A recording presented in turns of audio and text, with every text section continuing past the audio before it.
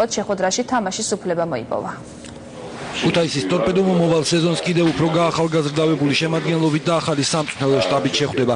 ეს გადაწყვეტილება მედიის წარმომადგენლებს გუნდის პრეზიდენტმა ლევან მხაკაძემ ვისოლის ოფისში დღეს გამართულ სპეციალურ პრესკონფერენციაზე გააცნო. ერთ-ერთ ყველაზე პოპულარულ ქართულ კლუბში, რომელმაც 2012-2013 წლების ჩემპიონატი მესამე ადგილზე დაასრულა და ევროპის ლიგის თასზე გამოსვლის უფლება მოიპოვა, გასული წლის 17 წლამდელთა ევროპის ჩემპიონატზე თავგამოჩენილი საქართველოს ნაკრების მოთამაშეები და ესპანელი სპეციალისტები ჟერარდ ზარკოზა მულე და ალბერტო ბეროკალკორეა შეუერთდებიან. ახალგაზრდა ფეხბურთელები ამჟამად თბილისის ლოკომოტივის და გორის დილას ღირსებას იცავენ. ლევან მხაკაძის განცხადებით ტორპედოში გამოცდილი ფეხბურთელების დარჩებიან, თუმცა საშუალო ასაკი 22 წელი იქნება.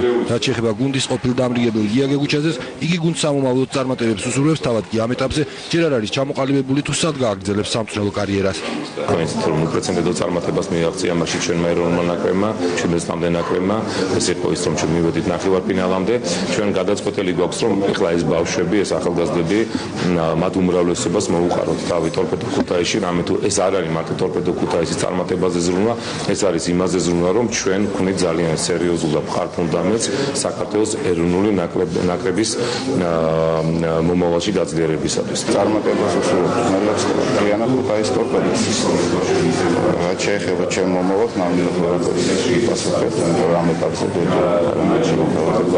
ძალიან კარგი პრეცედენტია, თავისთავად ნორმალური თავისუფალი ქვეყნის პირობებში მისაღები ფორმა, სადაც ორი კლუბი ერთიანდებიან, ან ერთი კლუბის ფეხბურთელები მეორე კლუბს ერწყმებიან, ამიტომ ეს ნორმალური პროცესია.